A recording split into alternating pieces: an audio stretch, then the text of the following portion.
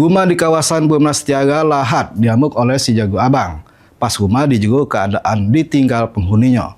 2 unit mobil damkar bersama puluhan petugas dikerahkan untuk midam ke api supaya tidak mubal ke rumah tetangga. Penyebab kemotongan diduga akibat korsleting listrik.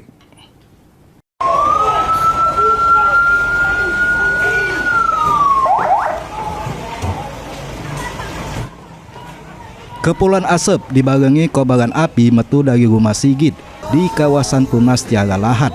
Kodak muat kepanikan pemilik rumah sama warga sekitar. 2 unit mobil damkar bersama puluhan petugas bergerak kencang midam ke api supaya tidak mubal ke rumah di sekitar lokasi. Sekitar 15 menit berikutnya, petugas berhasil nunak ke api.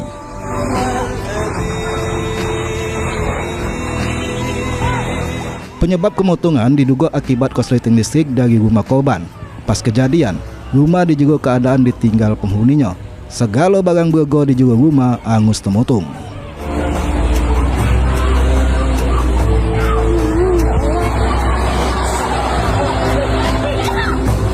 Dak katik korban jiwa dijual kemotongan ini, tapi kerugian diperkira ke sampai puluhan juta rupiah.